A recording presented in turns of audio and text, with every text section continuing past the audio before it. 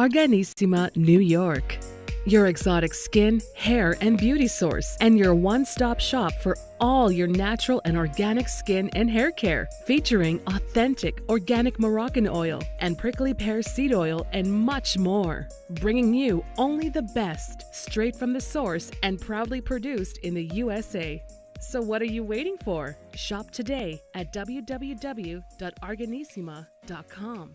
Arganissima, New York. Your beauty.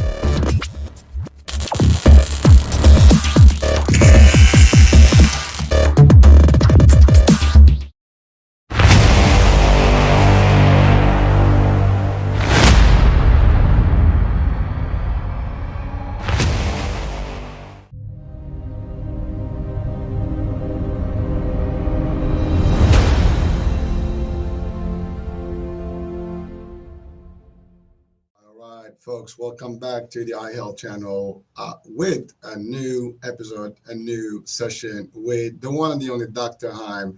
This is Climb to Your Prime with Dr. Heim, all the way from Australia, and actually a different part of Australia today.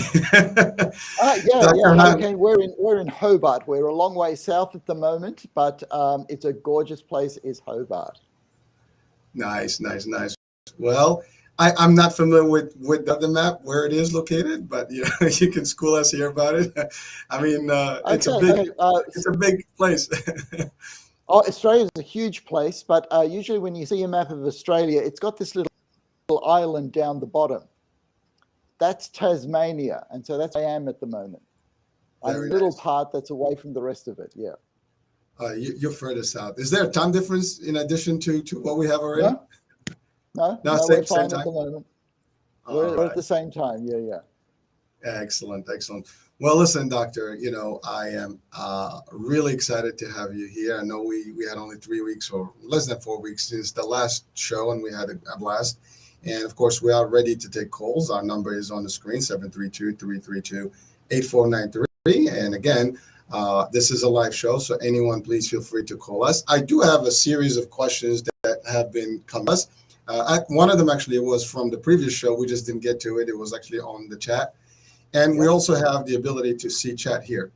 So you can type in your chat and we can see it, And by the way, this is right now broadcasting on Facebook, Twitch, LinkedIn, and YouTube. So we have a few places where people can watch and see and or connect with us. So, well, first of all, this is the month of love, apparently, right? It's Valentine's month, and you and I were talking about the cruise, and and that was actually Valentine's week, and it was a fun little time. Yeah, thank you. Well, it's 20 years. Congratulations, Hurricane. That's fantastic. Yeah, 20 years in the making. So far so good. Not so many bumps, and then we'll keep up, right? That's exactly right. You're right over the bumps for the smooth times as well. Well, I follow your lead. Remember, you gave us a lot of good stuff in the last few months about how to do things, and we had some good shows about relationships. And this one, I have a few questions still remaining on love and relationships. I think we have ideal scenarios for this particular one. So the first one I have, are we ready? Yeah, we're ready. So my relationship are very shallow. I want to settle down, but I can't stand commitments. Even if I like someone and they are a great partner, I somehow leave them after a couple of months. Why is that, Alex? Okay. Alex, thank you for your question. Right. But yeah, Hurricane, I would have to get to know a lot about Alex to find out what it is that makes him just a bit dubious about committing. But the thing about commitment is the finality of it. Actually sort of thinking, my gosh, I could actually make a mistake here. And the truth is you could. But if it's a mistake or if it's a success, that's actually more in your hands than you realize. And the thing is that once you make the decision to commit, then you go all in. Then you say, okay, now I've got to actually make this work. And Hurricane, you were just talking about your relationship, how there's a few bumps along the way, how you find out things about your partner that you didn't know beforehand. And you know what? Those hurt. Those things can get really frustrating. But here's the thing, if you're together and if you're committed, it becomes that give and take of growing together. And this is the big secret, Hurricane. It's actually growing together that brings us together in love. Love actually grows. And I'm going to sound a bit sappy here, but love is like a garden. You've actually got to plant the seeds, you've got to water them, you've got to put a bit of work into it, and then your garden gets to be beautiful. So one of the reasons that Alex may be afraid to commit is because you say this garden and no other garden. And yeah, you've got to be very careful with that choice. But once you make the choice, then you get to work on your garden. You get to plant what you work in your garden, and it becomes your garden together with your partner. And all of that lies ahead of you, and it's beautiful after you commit. Because if you try to tend other gardens, you will actually find that your garden doesn't do as well. So, Alex, see somebody if you need to, but find out what it is in you that's afraid to commit, and then find some way of actually committing, and then get to work on your garden so it becomes as beautiful as you possibly can. Thanks for the question, Hurricane. Well, no, thank you. And I just wanted to just ask something in addition to, within the same context. Yeah. Now, I know you said that you would need to know more about Alex, and I think a lot of people probably watching are, they all, I mean, everybody has relationships one way or the other, right? Yeah. And there are a lot of things that do determine, how people feel, for each other and so on and so forth. Sometimes it's insecurities. Sometimes it's just that you think you have a match, but it's not a match, but I think the word that he used is, or she used, I don't I can't specifically say here, but shallow. The relationship is very shallow. Yeah. That's how do we define shallow? I mean, just psychologically speaking. I mean, maybe it's a wrong word. I don't know. I mean, is that there's something? No. Actually, that's good, Hurricane, because now I can get into the science of love and relationships, right? And the best that science has come up with at the moment is that we all follow a certain pathway into relationships. And the pathway is we start off with lust, and then we start off with attraction, and then we start off with attachment. So lust is driven by our sex hormones. You see a gorgeous body, you say, I want that body. And then you see one particular person, you say, I want that particular person. But here's the thing, it's being attracted to one particular person that starts nature on its journey of, okay, is this the match that I want for children? And if you find yourself attracted to one particular person, then other brain chemicals come in. It's dopamine and it's serotonin, and it's the pleasure and the comfort that you start to feel with one person that leads you into a relationship where you think, you know what, I could commit to that person.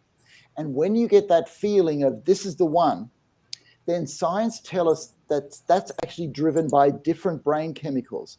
That gets driven by the love through oxytocin and the sense of togetherness with one person, which is more beta endorphins. And yes, there's a lot of serotonin and that great feeling of going, you know what, I'm at home with this person. That's mediated by serotonin. Here's a catch, Hurricane. It's feeling that lust with other people, because you're going to feel it, because it's driven by our biology, thinking, you know what, I just want that short-term pleasure with somebody else. And so here's where that word shallow comes in. When you're in a relationship just for the short-term pleasure, just for the physicality of it, just the sex, just the romance, and you don't want to go deeper, that's what we call shallow. That's sort of keeping it on science stage 1, keeping it just lustful. But things actually get deeper. The lust doesn't go away, all right? You just get deeper when you get attached to somebody and when you're attracted to somebody. In fact, we're doing research on people who have been together more than 40 years, and with a twinkle in their eye, they say to us, oh yeah, the spark is still there, all right? It's still there. So your smile tells me, Hurricane, that the spark's still there after your 20 years. My smile tells you that my spark is still there after 30 years. So this idea that we give up the spark is actually not what science is showing. The science is showing that it actually gets deeper if you can get into a deeper relationship. Thank you, doctor. And oh, by the way, I mean, it's funny you mentioned spark, and one of the ways to really keep that spark going is doing things like, again, I mentioned going on a cruise for the week.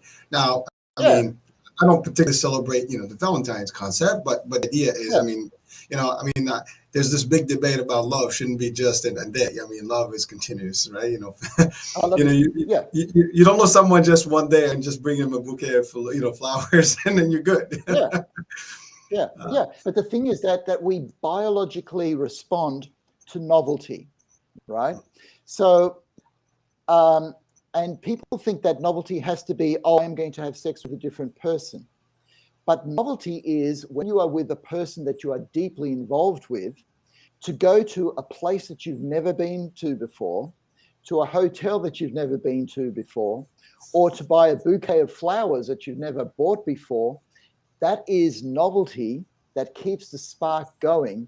So you actually get this two-graded thing. You've got the depth of your understanding, plus you've got the lust spark of your bodies reacting.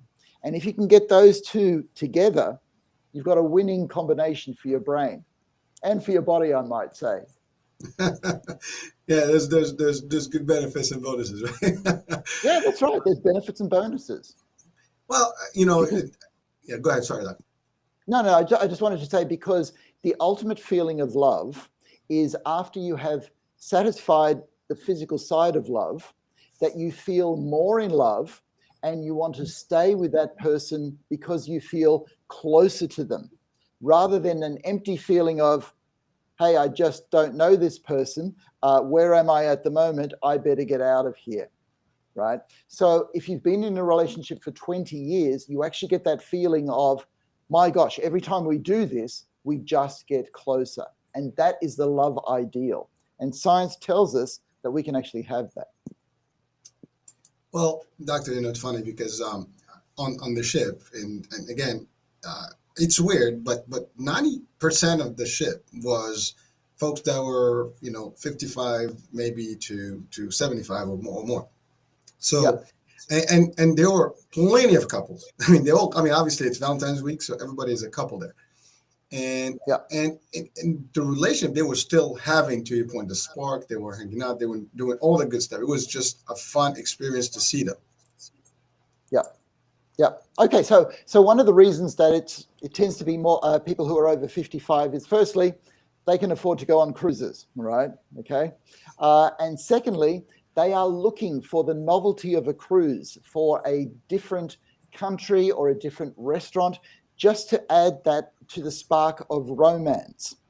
But the thing is, and this is a big secret, people in those age brackets are actually having a wonderful, wonderful love life with everything that goes with it. And unfortunately, there's a lot of society that's kind of telling us that you've got to have a lot of people, relationships with different people, and it's actually not what the science is showing. The science is actually showing that you can have that spark with the one person that you're with.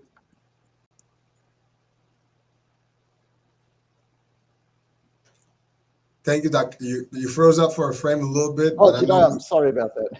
No, I know. Listen, I know we're doing a remote, and I know you're not in your usual, office space, so you're making it work. Yeah. But it's all good. It's all good.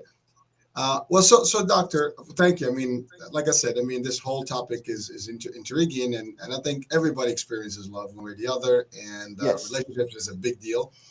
And we can make it work. It can be better, and you're giving some good tips for people to actually at least understand how it works, what we should do and what we shouldn't possibly do. Yeah. The catch in a good relationship, Hurricane, is that it takes effort. There are going to be times of conflict. There's going to be times when you've got to get through a hard time. There's times when you do not understand that person that you're with. And that's just work. But the payoff is you actually grow closer to that person through every argument, through every hardship, through every trying to understand what that person is on about. When you actually get that understanding, the payoff is, oh my gosh, I'm actually closer to this person than I was before. That is love. That is love.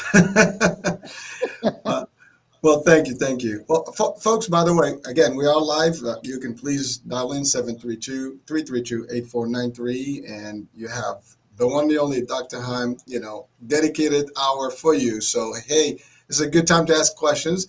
I do have a lot more on the email feed, and I guess people prefer maybe to send an email versus call in, but hey, we'll take that. So next question, Doc. We ready? Yeah, we're ready. All right. I have trust issues and feel that everyone is out to take advantage of me. Even when people are nice, I can't seem to shake that feeling. Joanna. Yeah. Okay. So Joanna, thank you for your question. And this is a big problem in today's society, because one of the things that has happened is we are actually less connected with each other as people. And as you know, Hurricane, this is something that I say often, that if we don't have that connection with people, then we actually start to feel low. And so I'm going to talk about the brain chemical that mediates trust. And the brain chemical that mediates trust is actually oxytocin. And we've been studying oxytocin for over 20 years now, and we find out that birthing suites are full of oxytocin. Mother's love for babies is mediated through oxytocin. A love between two love partners is mediated through oxytocin. But the research also shows that trust, even a business transaction, is mediated by oxytocin. And here's the thing about trust. It takes trust. The opposite of trust is distrust. And when we're not close to people, we start to look at each other with distrust. Okay, so let's go to the coronavirus crisis that we're in at the moment, where we're all wearing masks, and we're not able to read the whole of our faces of each other as we used to. That actually breeds distrust, because our brains does not get all the information about the other person that it's used to getting. And the other thing is that the media that we use at the moment means less in the flesh interactions, less live interactions with another person. And so our brains, our anterior cingulate gyrus, that's used to reading all of the clues of how somebody is reacting, their facial expressions, the tone of their voice, does it in conjunction with a piece of the brain called the insular cortex. It is not getting all the information. It's not getting exercise. And so it actually starts to become lazy, which means that if there's less trust, we actually breed less trust against us. And so we're in this vicious circle. And so that people like Joanna get that feeling that everybody is just in it to take advantage of her. And the trouble is with superficial relationships, often she's right. So the thing is, to have trust with somebody, you need to become a trusting person yourself. So in other words, you've got to be able to show your vulnerability, but in today's world, you do need to be able to protect yourself as well. But you protect yourself honestly, basically by saying, I would like to be able to trust people more, but you know what? I've become a bit dubious. I think that there are people that are just out there to hurt other people. And that way you'll start to attract other people that are looking for the same thing. Because Joanna, there are a lot of people who feel like you do, and they want to find somebody who is trusting. That can get hard. Thank you, Doc. Well, it's funny because trust. We all face trust. We all have to trust somebody, right? Yes, we do. And in our relationships in general, I'm talking not just in marital or personal relationship. I'm talking work and family and so on. Yes. And I think some of the factors that may impact that is maybe childhood experience, bad experiences in the past. Yes. Somebody that hurt you somehow. You've trusted them and then they failed and betrayed you and all those things. I mean, I had the show about betrayal and divorce and stuff, and I think we talked about divorce in a couple episodes back, and it is crazy, and it happens that people are kind of just they have a turnoff anymore. They can't even believe in other people. Yeah. So, and you lose that, and then you lose really a taste of life. Yes, you do. Yes, in fact, there was a psychiatrist by the name of Erik Erikson that basically said, look, as we go through life, we've got to go through developmental stages. There are these efforts that we need to put in to get over some of these developmental tasks until we become a fully fledged, psychologically living, breathing, thinking, feeling human being. It's very interesting because the very first one that he said that we have to go through is called basic trust. And imagine that you're a child, you're 6 months, you're totally dependent on a mother or a mother figure to feed you, to be able to clothe you, to take care of all of your basic needs. And if you had a mother that was able to do that, then you will develop basic trust. But what psychiatrists all around the world know is that experiences early in life, they really leave their mark. And so there are a lot of people that didn't get that basic trust early in life. Or some people were hurt later in their childhood, and it just put a dent in their trust. And this is why people like myself work with people who have had childhood traumas so that they can have trust in human beings again. Sometimes you've got to start off by trusting one person, then you go to two, and then little by little, you trust more and more people until your faith in humankind can be restored, and you can trust somebody enough to have a personal relationship where you let them really close to you.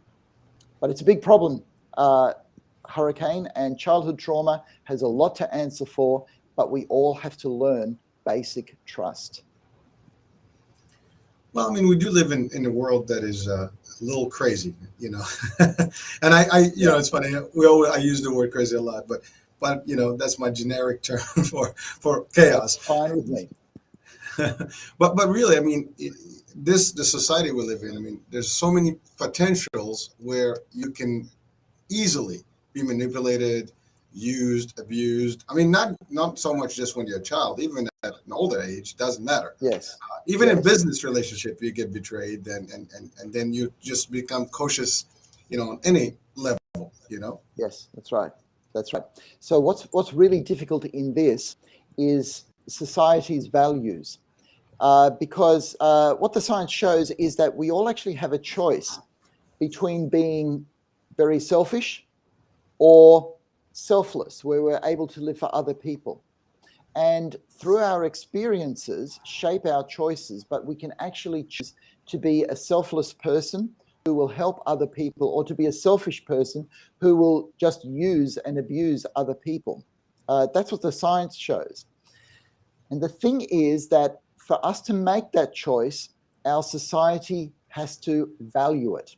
Now, we actually know that society does value selfless people, because we give medals to people who have been altruistic, to people who have risked their lives to save other people.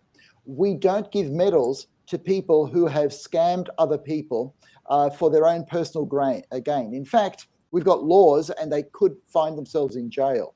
So the basic tenets of society is that we have a culture which values selflessness so that we can trust each other and get on with this life and enjoy it. But we're starting to see little cracks in that.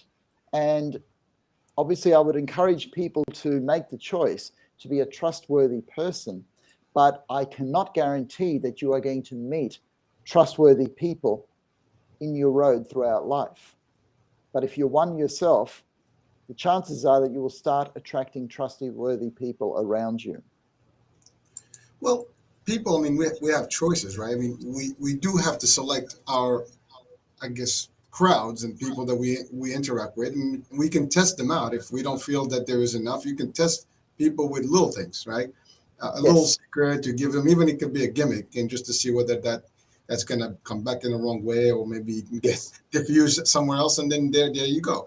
If you're talking money, you can try, you know, you lend a little bit of money to someone and see how they behave before you get into a big transaction. I mean, there's ways you can maneuver that. But I mean, again, we have to deal with it, right? We have to make it work, and you got to overcome some of this and still live your life, because otherwise, you can't live in society solo. I mean, it doesn't work. So That's you right. gotta eventually let go with that. Just like every other fear, right? You have to face it. You have to kind of figure out a way, and you've given some nice ways of understanding how to work around it. But that's it. I mean, everybody can get over this somehow, sometime. But it's Yes. not easy, and they'll have to commit to the feeling and be aware that it can happen. But they'll have to be also prepared to deal with it when it happens. If they can avoid it, great. If not, they'll just have to cancel those people from their lives ASAP. That's it. Yeah, yeah. Okay, so let's talk about friendships rather than love relationships, because we all go a bit gaga when we talk about love relationships because it evokes deeper feelings. But it's actually the same process in getting to know a friend. The way that you get to know a friend is, firstly, you look for common interests, things that you like together. But then let's say you're with a group of people and you have one person who's becoming more of a friend. So as I said to Hurricane, you trust them with information about you, okay? If they betray that trust by just broadcasting your weaknesses in front of a whole lot of other people, then you are going to not trust them in the future. So that friendship is not going to continue unless you're able to repair it. Hey, I thought I told you something that was in secret. I trusted you and you betrayed me. What was that all about? And I would encourage people to repair friendships when they can. But the feeling is so good when you trust somebody with information and they're trustworthy. And what ideally happens then is they trust you with information about them. Okay? And that's when you start making a friend. So it's not just the common interests, which leads people to what we call shallow relationships, which is something that we were talking about earlier on. But you go a bit deeper. You expose your vulnerability. You let people know that you're not perfect, that you're actually weak in some things. And they let you know the same thing. And you go, yeah, me too. So you start building up trust. And by being trustworthy, you actually make friends. So if you're actually able to make friends and repair friendships with more and more people, you will have more and more friends. And that's difficult, but that's basically the process, Hurricane. Well, listen, doctor. I mean, it's important to highlight that, because people need to realize that they have that ability. They can do it, and there are measures. And I think we've covered enough. And it's funny because I saw a little a meme, or I think it was a meme on Facebook, and it showed like different like wine glasses, right? Yep.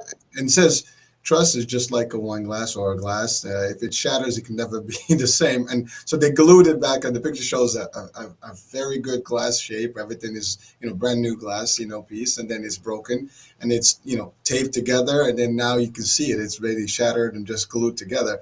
But that's the analogy that they gave. But it's pretty Yes. powerful, because when you know that you broke that trust factor, it's never going to be the same. You're always going to be. It's like when you get stung by a bee or by anything. You're going to be careful next time not to get close to the hive, right? Yes, that's right. That's right. So once bitten, twice shy, right?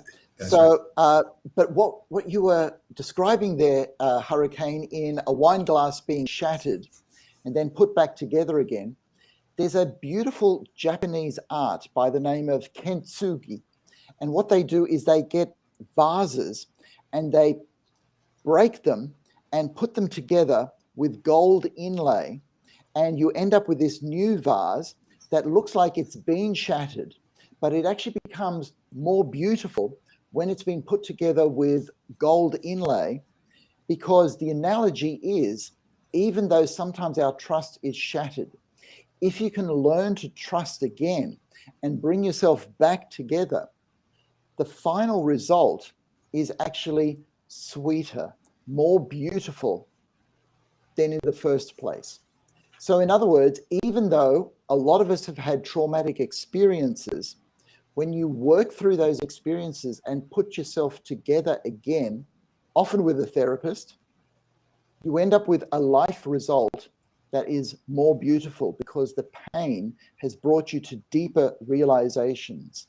And that's part of, let's say, a relationship that is deeper, or a life that is led deeply rather than a shallow life which looks only on the surface. So it's a beautiful art form. So thank you for that analogy of the broken glasses. You know, it's literally a coincidence. I just saw it like this morning. Oh, And it was really? not, yeah, and I didn't even plan for the show, but it just, as you were talking about it, it just kind of like clicked. And, you know, it's amazing how things always work out somehow. Yeah, they do. That's right. If you trust Well, life, things like that'll happen. yeah, well, listen, I listen. I do put trust personally. I do put trust, and you know, with caution, of course. Yeah, like you always Yeah. proceed with caution. And I have this formula where I test people in a way where, you know, it's, when I say test them, not in a bad way. You know, you take everybody as the perfect person, and then you see how they behave with you. You know, Yeah. and then you determine if this is going to be a good relationship. Is it going to be somebody that you do not want to have in your life, and so on and so forth. That's how I do it. Yeah. Yeah. Yeah. The one thing that I'd add to that, Hurricane, is that as human beings, we are all flawed. We all have weaknesses. We all make mistakes. So I've done a lot of research in the area of forgiveness, and the science of forgiveness shows that if you're able to make forgiveness as part of your life, you're then able to reconnect with people. Now, together with their abuse, not going is that we all stay, being able to have responses will mean that we can tolerate each other's weaknesses and each other's pain, and in that beauty. Doctor, you kind of vanished. Am I vanished? No, I can see. I just, you know, you lost the audio for a minute. It was just chopped up. Sorry. Oh, that's all right. That's right. So I'll just repeat the end bit.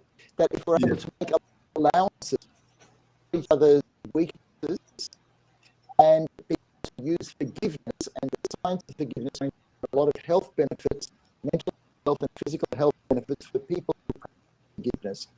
They're able to salvage relationships, salvage friendships, and be able to share each other's pain, each other's struggle. Because we're not talking about each other, but when people are able to forgive each other and move forward, there's something very, very sweet in that. There's something very, very, you make it. All right, Doctor, you were doing good again. It's very difficult to catch the last part. So, All right. Can you hear me well now? I mean, I think you hear me, but you're just coming choppy.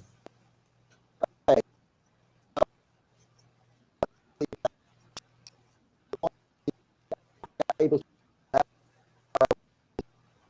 and our fragility and vulnerability as humans, then we're able to see relationships and actually have deeper friendships than before. Okay, so I'm going to give you a real life example.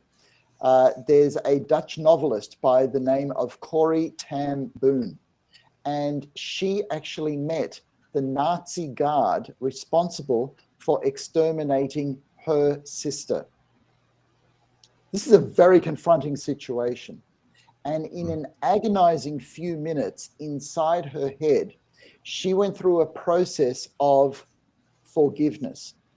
So she was able to connect with somebody who used to be a Nazi officer and connect with that person in a very human way, knowing that she was broken, her sister was dead, and that he was a broken person, to connect as human beings trying to get through this really crazy thing that we call life, because we all make mistakes. Wow. I find that incredible. Yeah, that sort of stuff is incredible. It is. I mean, Wow. That's all I can say. Yeah. Oh, unbelievable. But Yeah. well, Doc, first of all, thank you. I mean, like I said, I'm always just absorbing all your wisdom here because it's pretty powerful stuff. And I hope that Well, our friends watching and listening and they just getting all that good stuff. Um, yeah. Yeah. We're into a very difficult part of human nature, right? The violence that happens, the atrocities, and what do you do with all of that energy? I mean, we're just at a time when war is raging in another continent, okay? And so there's going to be a lot of hurt. And the question is, how do we move forward from that? I know we want to try to prevent that, and we haven't done a good job at that. I'm going to take another example that came from a shooting that happened in New Zealand, where a white supremacist started shooting at a mosque and yes, I killed remember. dozens and dozens of people. One of the people that he killed was a woman in her 60s who was in a wheelchair. And when her husband was interviewed, all that he said was, "I want to let you know that I'm here to forgive the gunman." And the gunman had just taken away what was the most precious person in his life. And he offers forgiveness. Now, forgiveness is not easy. I am sure that that man still feels grief, anger, and loss. But deciding to forgive means that his journey of getting back onto some normality for his life and regaining his faith in human nature is a lot further along than if he had kept resentment, anger, and bitterness. Because as Martin Luther King, said, you cannot overcome hate with hate. You can only overcome hate with love. So Very difficult, but unfortunately so true. Very powerful stuff. And it's amazing that you touch on this topic because one of the questions I have is about the current conflict that is, that just started in a couple of days now. So, Yeah, and if I might, if you don't mind, I can ask the question. yeah. So what is the psychological effect and trauma that people may be experiencing currently because of the Russian-Ukraine conflict or any other conflict? And is there anything that they can do to control it, Tatiana?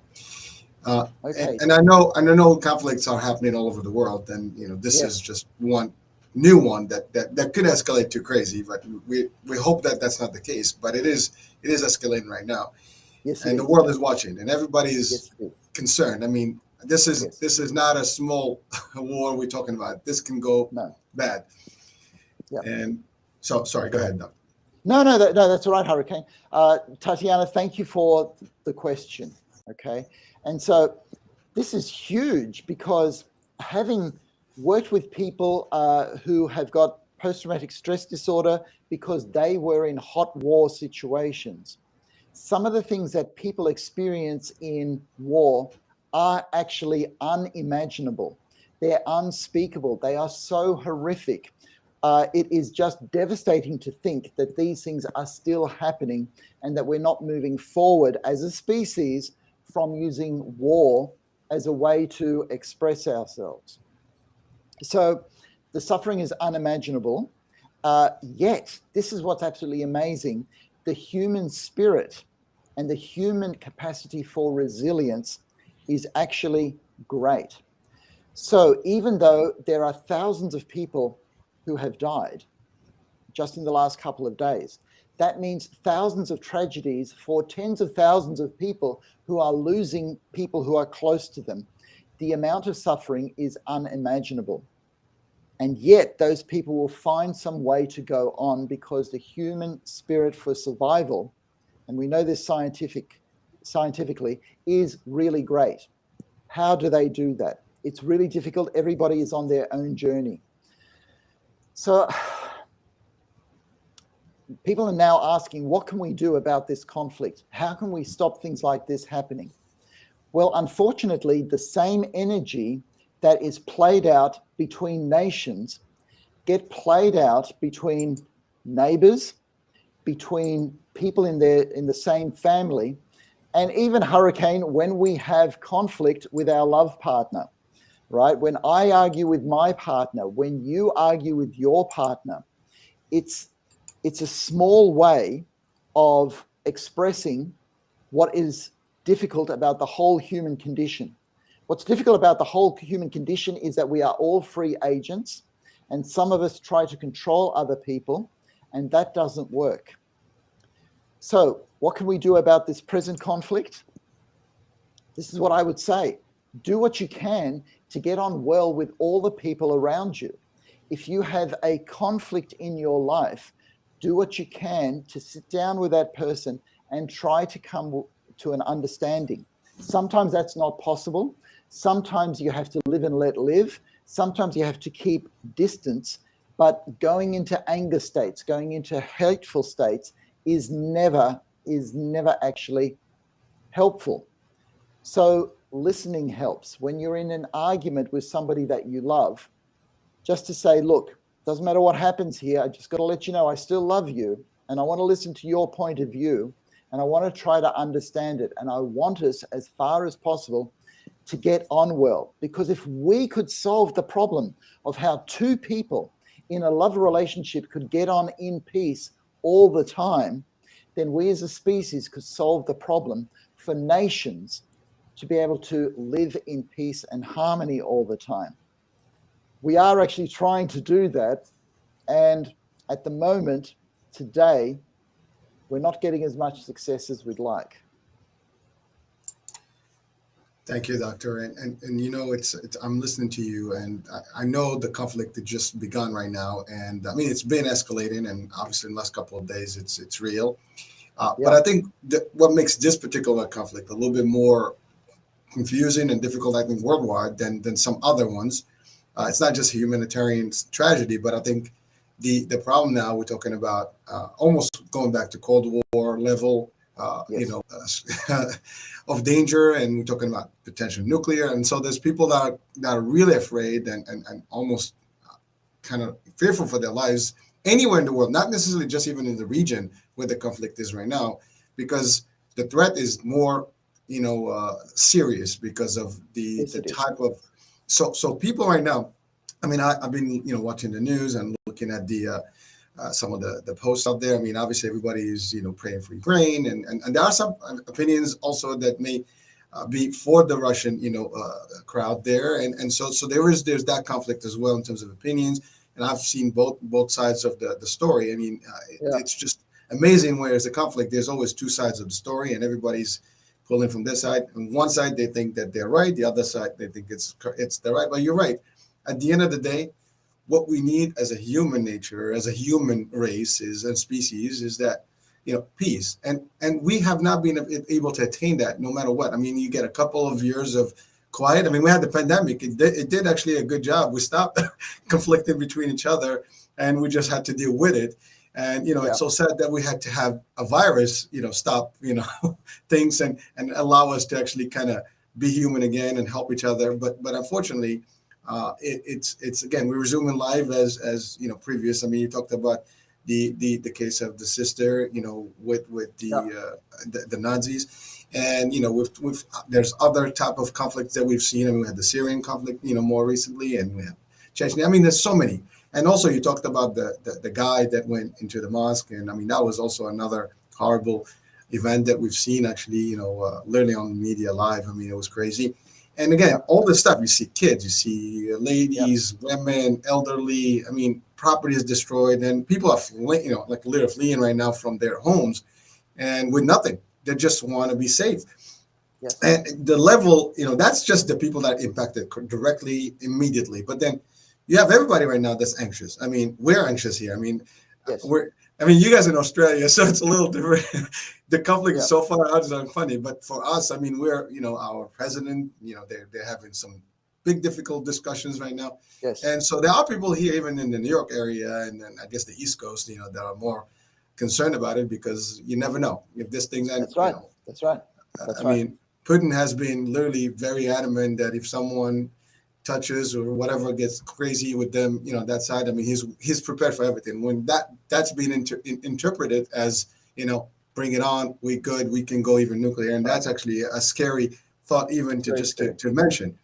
But I mean, this is like almost going back to the Cuban crisis, Cuban Missile Crisis, and it's as real as it was then, and people are just have to just keep faith, I think, and we hope that eventually the powers that be, all the world, I guess countries can pretty much intervene and hopefully subdue this to a level where it's ending and it doesn't escalate any further. I mean, that's just my wish, and I hope that it doesn't go any further from where we are. And I really pray for anyone. I'm just not for war at all. I'm against it. Oh, okay. Exactly. The idea of war is just almost like evil, yes, as it is, and I don't think there's any benefit from it. People fight for land, people fight for money, for other things, and sometimes you think about everybody eventually, like everybody that exists today on this earth will not be here 100 years from now. Yes, that's right. Or 99.9%. I mean, some people do age to exceed the 100, but at the end of the day, why?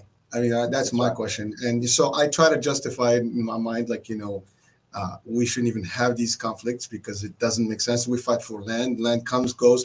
I mean, the USSR was big, it's small, it got cut into different pieces. I mean, but people are living their life, everybody's happy, we should be there. But again, obviously, my opinion doesn't really matter much with the conflict. But the idea is that, I just as a person, and I have a family, I'm concerned about my kids. I know everybody. I mean, and we're remote from the conflict right now. But yet we're so close, because if there is a big deal, it's going to be between the U.S. and Russia at this point, and the NATO allies. And I think Australia is part of, Yes, we are. We're part of this. We're part of the alliance. Exactly. And so this is going to be a world conflict, which is not something we want. I mean, it's crazy. No, it isn't. And Hurricane, you mentioned the word evil, and so I actually want to quote a Russian novelist by the name of Alexander Solzhenitsyn, who saw evil. But his approach was to say that the line between good and evil is drawn in the center of every human being's heart. So in other words, we all are part of this struggle of good against evil. So all of us actually would like peace rather than the reign of evil. So much so that the end of World War II, when we were talking about Nazi exterminating, the World Organization put together the Declaration of Human Rights, basically, to say that this should never happen again. And so it put together a declaration, this was in 1948, about how we as nations need to be able to treat each other as brothers and sisters rather than competitively. Because World War II was just totally devastating. And the answer was never again. We can't let that happen again. The trouble with humankind is we have short memories. And it's only been 70 years since World War II, but that's short enough for us to forget that we actually said, never again. We don't want this anymore. But I want to put together one good story that came out of World War II, because Europe, which was torn apart by World War II, decided to put together a contest where they could have friendly competition, and they decided to put together a song contest so that they could work together and work against each other in friendly competition, and this became the Eurovision Song Contest. And we're just coming up to the Eurovision Song Contest now, and the idea is that if we can sing together, and if we can laugh at each other, and if we can make music together, then we don't need to have these worldwide conflicts.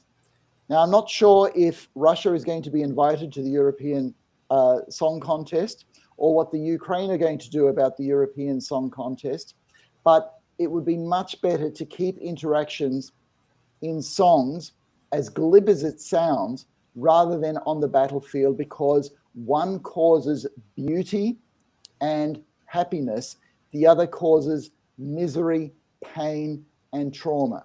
So we can only hope that we nations can all get together and act as brothers and sisters to keep more love flowing and keep the evils in our heart at bay. It's difficult though. It is, Doctor, and it's. I mean, from your mouth to God's ears. I mean, it's a powerful thing to hope that we can get together in a very good environment. To your point, dancing and happy, singing, all that, and I think that was a good. I've enjoyed some of those shows before. Yeah. When they come out, and a lot of stars came out of those particular competitions.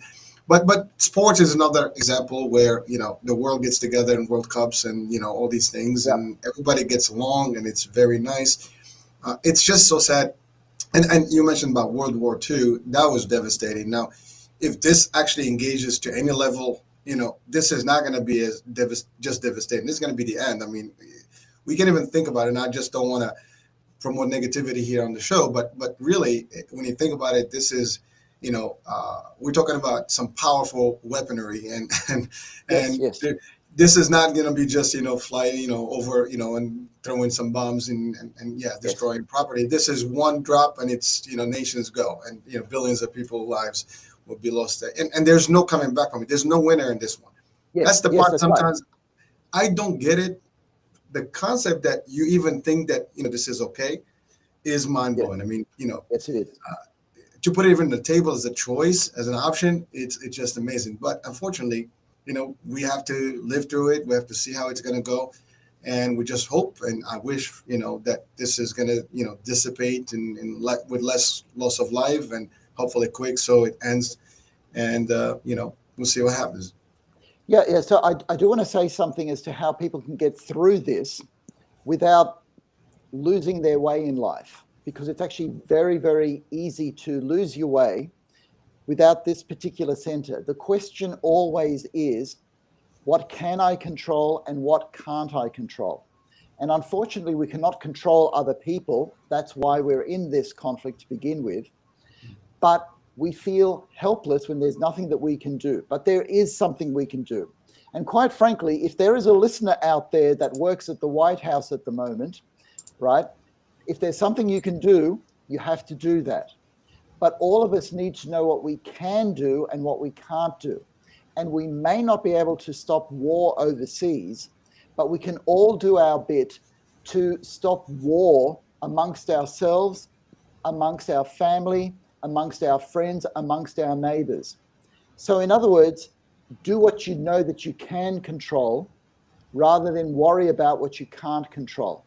So in a situation like this, where there are world events that are affecting us and could go very badly, to value the love that you have around you, to value the people that you have around you, to value that the service that you give to society is valuable, and it's part of the effort to make this a better place, even if other people are stuffing it up for us. That's what we're trying to do. We're trying to make this a better place.